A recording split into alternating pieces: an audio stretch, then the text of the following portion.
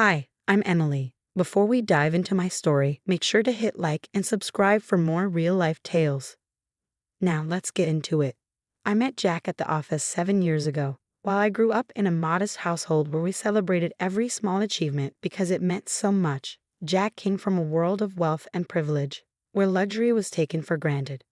Our worlds collided on a typical Monday morning during a meeting, and despite our differences, we clicked instantly. Jack was unlike any guy I had ever known. His genuine kindness and ability to make everyone feel important drew me to him.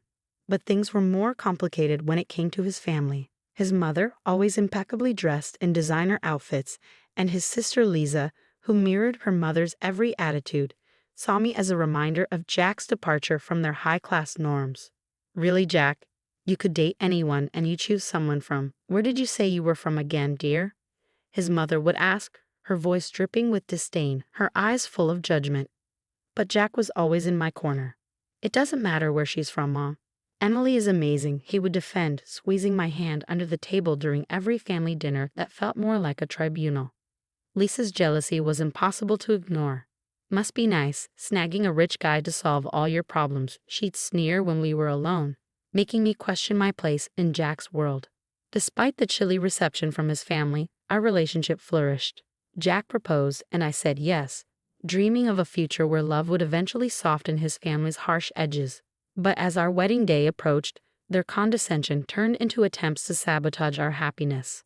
I just don't see what you see in her, Jack, Lisa would argue, trying to plant seeds of doubt. She's clearly not one of us. But Jack would always reassure me later, away from their prying eyes. Don't listen to them. I love you for who you are, not where you come from. The day I found out I was pregnant was pure joy. Jack and I had been hoping for this news, and seeing that positive test, we couldn't wait to share it. We decided to announce it at a family dinner, hoping it would be a moment of celebration that might bring everyone together. As dishes passed and conversation flowed, Jack squeezed my hand under the table, a silent signal that it was time. Clearing his throat, he stood up, the clinking of his glass calling for silence. Family, I have some wonderful news. Emily and I are expecting our first child. The reaction was mixed, with some offering congratulations and others stunned into silence. But Lisa's face was marked by unmistakable resentment. Her tight-lipped smile never reached her eyes, and her words were tinged with bitterness. It must be nice being able to have kids, Lisa muttered under her breath, her voice barely a whisper but heavy with pain. Some of us aren't so lucky. I reached out, touching her arm gently. Lisa, hi. She jerked away. You wouldn't understand, Emily. This should have been me. Her words stung, but I knew her struggle with infertility was a sensitive topic. I had hoped our news would bring her some joy, but it seemed to only deepen her despair. The tension from that dinner lingered, and a few weeks later, during my baby shower, it reached a boiling point. Hidden behind a row of beautifully wrapped gifts, I overheard a conversation that chilled me to the bone. Just think about it, Jack. It could be a solution for everyone. His mother whispered, her voice low and conspiratorial. But Mom, it's our baby. Jack's protest was weak, his tone filled with conflict. Lisa needs this, Jack. It would solve so many problems. You and Emily can always have another child. My heart pounded in my chest as the reality of their words sank in. They were discussing giving my baby to Lisa. Tears blurred my vision as the betrayal cut deep. How could they even think about this? How could Jack? I stayed hidden until their conversation moved on to other trivialities, my mind racing. The rest of the shower passed in a haze. I smiled and thanked guests, all while my thoughts spiraled out of control. That night, I confronted Jack, but it didn't go as I had hoped. As soon as I brought up what I had overheard, he tried to downplay everything, insisting it was just a hypothetical discussion, not something they were seriously considering. It was just a conversation, Emily. We weren't actually planning to go through with it, Jack explained, his voice a mix of frustration and desperation. How can you even discuss our baby like that? How can you not see how wrong that is? My voice cracked, the hurt too raw, too deep to contain. Jack sighed, running his hands through his hair, a sign of his stress. I know it sounds bad, but you have to understand my position. Lisa has been struggling, and Mom, she just wants to fix things. By giving away our child? I shot back, incredulous. Does my opinion not matter? Am I just an incubator to your family? Jack paused, his expression pained. Of course not. You know I love you. It was just a suggestion. We wouldn't have done anything without your agreement. But the damage was done. The trust I had in Jack, in us, had been shattered. How could I believe in his promises when, behind closed doors, they were contemplating such a betrayal? I felt more alone than ever. The man I loved, the family I had tried so hard to be a part of, had let me down in the most unimaginable way. The realization that I was nothing more than an outsider to them, someone to be used for their own ends, was devastating. The nights that followed were sleepless, filled with tears and the echoing words of their conversation. During the days, I moved through my routines mechanically, each action a reminder of the facade my life with Jack had become. Jack tried to make amends, his apologies filling the space between us with more words but no comfort. Emily, please, let's talk about this. We can sort this out, he pleaded, his texts and calls becoming more frequent as I pulled away. But there was nothing left to sort out. The betrayal had cut too deep, the wound too raw and festering with each passing day. The home we had built together felt like a trap, lined with the echoes of whispered plans and broken trust. In the silence of our bedroom, staring at the shadows dancing across the ceiling, I made my decision.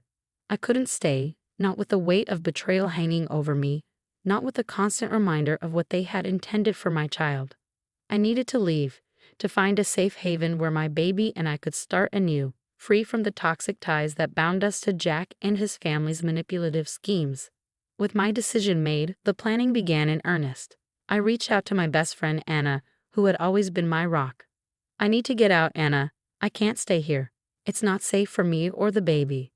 We'll figure this out, Emily. Let's plan carefully, Hannah responded immediately, her voice calm and resolute. Together, we crafted a meticulous plan designed to ensure my departure went unnoticed until it was too late to stop me. The urgency of the situation lent a surreal quality to the preparations. While Jack was at work, I packed each piece of clothing, every cherished photograph and essential baby items, quietly stowing them away in suitcases and boxes. Anna helped, her presence a comforting reminder that I wasn't alone. Make sure you take all the important documents, birth certificates, your passport, anything you might need, Anna advised as she checked off items from our list. Her practicality anchored me, keeping the waves of emotion at bay long enough to focus on what needed to be done. The emotional weight of leaving my life behind was overwhelming. Each drawer emptied, each memory packed away, felt like erasing parts of a past that once held so much promise. But with each item packed, my resolve strengthened. This was for my child, for our future, free from manipulation and deceit. By the time Jack returned home, the house looked as it usually did, but the essence of my presence was gone. The finality hit me as I zipped up the last suitcase. Ready? Anna asked, handing me a travel mug of coffee for the road. As I'll ever be, I replied, taking a deep breath as we loaded the car. The drive away from the house was a mix of fear and relief. I watched in the rearview mirror as my former life faded into the distance, a chapter closed with a silent vow to never look back. We drove to a small apartment Anna had arranged for me in a different city. It was modest but safe, a temporary sanctuary where I could gather my thoughts and plan the next steps. As I settled into my new apartment, the reality of my situation began to sink in. For the first time in years, I was truly on my own, starting over. The path ahead felt daunting, but the thought of my baby safe and sound in my womb gave me the courage to face whatever lay ahead. With the door of my new apartment firmly closed behind me and the sounds of a busy city outside, I felt the first stirrings of peace. Here, in this anonymous setting, I could rebuild, redefine, and reclaim my life on my own terms. The divorce proceedings were grueling. My lawyer presented the case, detailing Jack's family's intentions for my baby. The courtroom felt oppressively silent as Jack sat across the aisle, his expression a mix of regret and disbelief as his own texts and conversations with his mother were laid bare before the judge. It is evident that there was a plan to manipulate the custody of the child to benefit Mr. Jack's last name, sister against the wishes of the mother, my lawyer stated firmly, her voice echoing in the tense courtroom. Jack's lawyer attempted to downplay the situation, suggesting misunderstandings and family pressures, but the evidence was irrefutable. When the judge finally ruled, Jack was denied any form of custody, granting me full rights. It was a bittersweet victory, necessary yet heart-wrenching, knowing that it stemmed from such profound betrayal. Following the proceedings, I secured a restraining order against Jack's family. The relief that came with the court's protection was palpable. I was free, legally and emotionally, from the people who had tried to undermine my role as a mother. Now, in a new city, I focused on building a life for my child and me. Anna was instrumental during this time, helping me find a community of supportive friends and connecting me with local groups for single mothers. Her unwavering support was a constant reminder of the goodness in people, a stark contrast to the manipulations I had left behind. I settled into a routine, filling my days with preparations for the baby's arrival. Decorating the nursery became a project that brought me joy and anticipation. I chose soft, neutral colors and comfortable furnishings, creating a sanctuary for my new beginning. The support network I built was invaluable. They offered not just practical help, but emotional sustenance.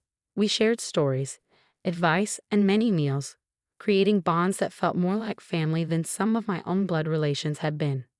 As I walked through the local park, pushing a stroller with my sleeping baby, I felt a sense of peace I hadn't known in years. The trees were lush and the path familiar, each step a testament to my resilience. I had made it through the storm, and here I was on the other side, my baby giggling at the sight of fluttering leaves. This new life was hard-earned but profoundly fulfilling. As I looked down at my child, I knew that every decision, every difficult step taken, was worth it. Here, in this quiet, simple life, I found my closure and my joy. I had not only survived, but I had also thrived, proving to myself that no matter the challenge, I could build a future of hope and love for my child, free from the shadows of the past. And that brings us to the end of Emily's story. Now, I'd love to hear from you. What do you think about the idea of family obligations versus individual rights? Should family always have a say in personal decisions, or is there a line that shouldn't be crossed? Drop your thoughts and experiences in the comments below. And if you found Emily's story compelling, please like this video and subscribe to our channel for more discussions like this. Your engagement helps us keep sharing these real-life stories.